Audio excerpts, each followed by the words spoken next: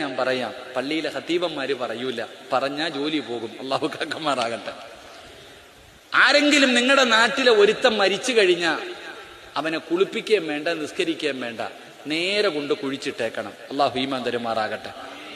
ഒരാള് മരിച്ച കുളിപ്പിക്കണോ മയ്യത്ത്? കുളിപ്പിക്കണോ മയ്യത്ത്? വേണോ? ഓന്റെ മയ്യത്ത് കുളിപ്പിക്കണ്ട. നിസ്കരിക്കണോ?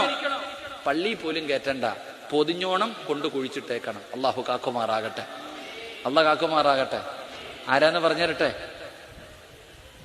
ആരാന്ന് പറഞ്ഞുതരട്ടെ? ഇത് പള്ളിയിൽ ഉസ്താദിന് പറയാൻ പറ്റുമോ? പറഞ്ഞു കഴിഞ്ഞാൽ ജോലി പോകും. അവൻ മരിച്ചു കഴിഞ്ഞാൽ പിന്നെ അവന്റെ മയ്യത്തൊന്നും കുളിപ്പിക്കണ്ട, കൊണ്ടങ്ങ് കുഴിച്ചിട്ടാ മതി. അള്ളാഹു കാത്തിരക്ഷിക്കുമാറാകട്ടെ.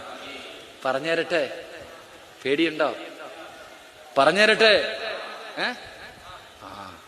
ഷോക്ക് വരും, അറ്റാക്ക് വരും. അള്ളാഹു കാക്കുമാറാകട്ടെ.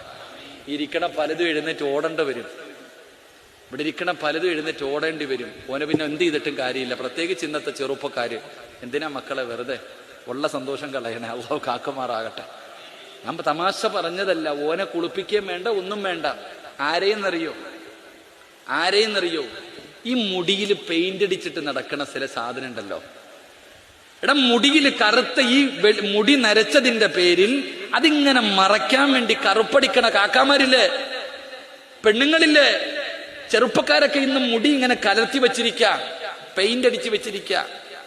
ഓനെ കുളിപ്പിച്ച കുളി ശരിയാവോ? നിങ്ങൾ പറയടോ, കുളിപ്പിച്ച ശരിയാവോ? അവനെ കുളിപ്പിച്ച കുളി ശരിയാവോ? കുളി ഒന്നുകൊടുത്താ ശരിയാവോ? അപ്പൊ പിന്നെ എന്തിനാ ഇവനെ കുളിപ്പിക്കുന്നത്? എന്തിനാ കുളിപ്പിക്കണേ? എന്തിനാ പള്ളി കൊണ്ട് നിസ്കരിക്കുന്ന? ഒന്നുമില്ല. നേരെ അങ്ങ് കുഴിച്ചിട്ടാ പോരെ, നേരെ അങ്ങ് പൊക്കോളും. അള്ളാഹു കാക്കുമാറാകട്ടെ. മക്കളൊക്കെ നടക്കുന്നില്ലേ പെയിന്റ് അടിച്ച്?